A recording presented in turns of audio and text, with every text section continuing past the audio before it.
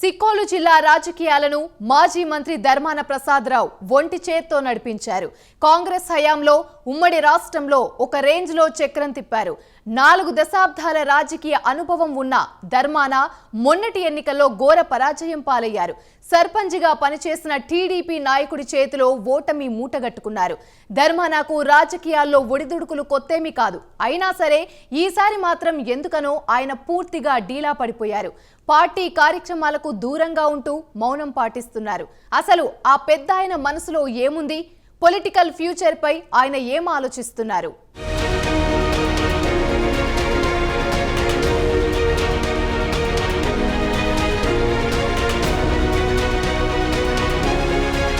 శ్రీకాకుళం జిల్లా రాజకీయాలను శాసించే కుటుంబాలలో మాజీ మంత్రి ధర్మాన ప్రసాదరావు కుటుంబం ఒకటి.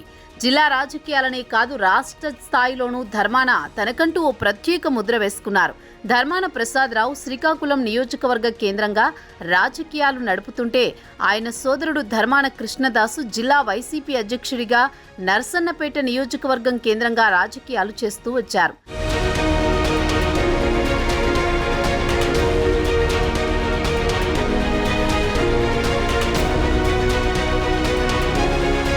శ్రీకాకుళం అసెంబ్లీ సెగ్మెంట్లో టీడీపీ ఆవిర్భావం నుంచి ఆ పార్టీ హవానే కొనసాగింది. అలాంటి చోట వరుసగా 5 సార్లు గెలిచిన టీడీపీ సీనియర్ నేత గుండా అప్పల సూర్యనారాయణ ఆధిపత్యానికి ధర్మాన ప్రసాదరావు చెక్ పెట్టగలిగారు. సొంత నియోజకవర్గమైన నర్సన్నపేట నుంచి 2 సార్లు కాంగ్రెస్ తరపున గెలుపొంది 2004లో శ్రీకాకుళంకు షిఫ్ట్ అయిన ధర్మాన అక్కడే స్థిరపడ్డారు. 2004-2009 ఎన్నికల్లో టీడీపీ అభ్యర్థిని ఓడించి కాంగ్రెస్లో మంత్రిగా చక్రం తిప్పారు. 2014లో సూర్యనారాయణ సతీమణి గుండ లక్ష్మీదేవి చేతిలో పరాజయం పాలైన ఆయన 2019 ఎన్నికల్లో తిరిగి ఆమెపై గెలిచి వైసీపీలో మంత్రి పదవి దక్కించుకున్నారు.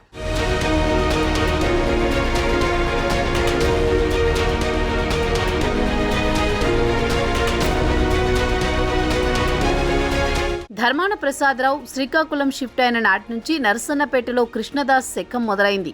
2004 నుంచి 6 సార్లు పోటీ చేసిన కృష్ణదాస్ 4 సార్లు విజయం సాధించి జగన్ క్యాబినెట్లో మంత్రిగా కూడా పనిచేశారు. మొన్నటి ఎన్నికల్లో ఆ సోదరులు ఇద్దరికీ సీన్ పూర్తిగా రివర్స్ అయింది. నర్సన్నపేటలో కృష్ణదాస్ నియోజకవర్గ చరిత్రలో లేని విధంగా 30,000 ఓట్ల తేడాతో ఘోరంగా ఓడిపోయారు. ఇటు శ్రీకాకుళంలో ప్రసాదరావు 52,500 ఓట్ల తేడాతో పరాజయం పాలయ్యారు.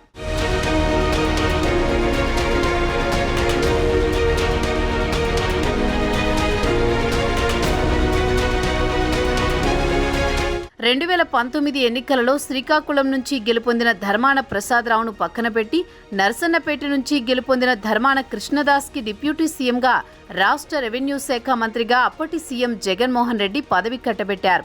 దాంతో అప్పట్లో తనకు క్యాబినెట్లో చోటు కల్పించకపోవడం పట్ల ధర్మాన ప్రసాదరావు కినుక వహించారు. తర్వాత 2వ టర్మ్లో ఆయనకు పదవి దక్కింది. ధర్మాన కృష్ణదాస్ రికమెండేషన్తోనే ధర్మాన ప్రసాదరావుకు మంత్రి పదవి ఇచ్చారనే వాదన అప్పట్లో బలంగానే వినిపించింది. ధర్మాన ప్రసాదరావు కాంగ్రెస్ పార్టీలో ఉన్న సమయంలో జగన్పై చేసిన విమర్శలను గుర్తుపెట్టుకుని ప్రసాదరావుకు అంతగా ప్రాధాన్యం ఇవ్వలేదనే వాదన కూడా వినిపించింది.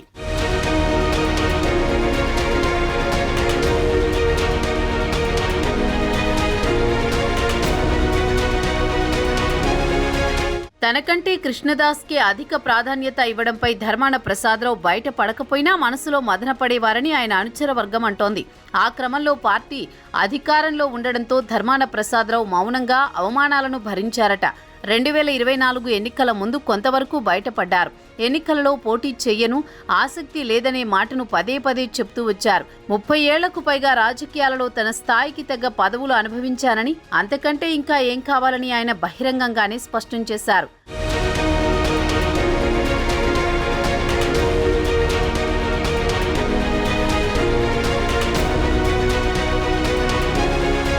మంత్రిగా తాను ఎన్నోసార్లు పనిచేశానని, ఈసారి పోటీ చేయనని, రాజకీయాలకు స్వస్తి అని ధర్మాన ముందే చెప్పారు. అయితే ఎన్నికల బరిలోకి దిగిన ఆయన జగన్ ఒత్తిడితోనే పోటీ చేస్తున్నట్లు ప్రచారంలో చెప్పుకొచ్చారు. ఈసారి గెలవడానికి ఆయన సర్వశక్తులు ఒడ్డినా టీడీపీ కూటమి ప్రభంజనంలో ఓటమి పాలు కాక తప్పలేదు. గెలుపోటములు సహజమని భావించే ధర్మాన ఈసారి పరాజయం పాలైన తీరును మాత్రం జీర్ణించుకోలేకపోతున్నారట.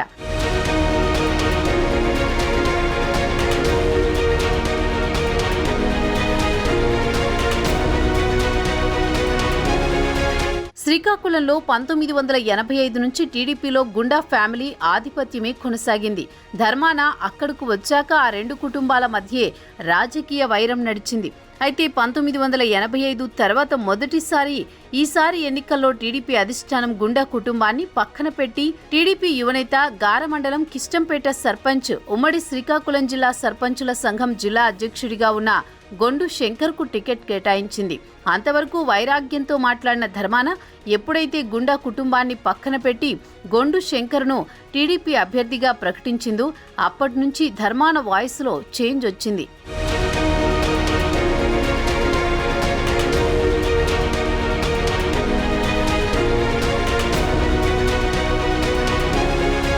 శ్రీకాకుళంలో గత 4 సార్లు గెలిచిన దానికంటే సునాయాసంగా తాను గెలుస్తానని, అసలు టీడీపీ అభ్యర్థి ఎవరో కూడా తనకు తెలియదని ధర్మాన ధీమా వ్యక్తం చేశారు.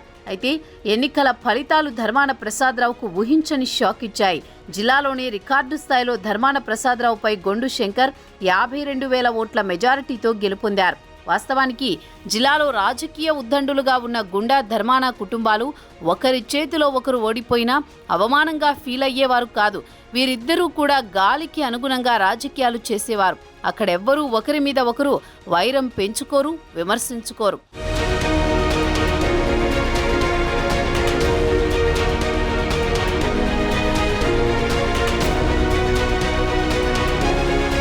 కానీ మొదటిసారి బరిలోకి దిగి కొండలాంటి ధర్మానను ఢీకొట్టి భారీ మెజారిటీతో గెలుపొందారు గొండు శంకర్. గెలిచిన నాటి నుంచి నియోజకవర్గంలో దూకుడుగానే వెళుతున్నారు. ధర్మాన ప్రసాదరావుపై సైతం తీవ్ర ఆరోపణలు గుప్పిస్తున్నారు. అదే ఇప్పుడు ధర్మానకు మెంగుడు పడ్డం లేదట. శంకర్ చేతిలో ఓటమి పాలు కావడాన్ని జీర్ణించుకోలేకపోతున్నారట. ఆ క్రమంలో ఆయన ఏకంగా రాజకీయాలకే నమస్కారం పెట్టబోతున్నారన్న ప్రచారం జరుగుతోంది. ఎన్నికల్లో ఓడిపోయిన తర్వాత ఆయన ఎక్కడ ఉన్నారో కూడా ఎవరికీ అంతు పట్టడం లేదు.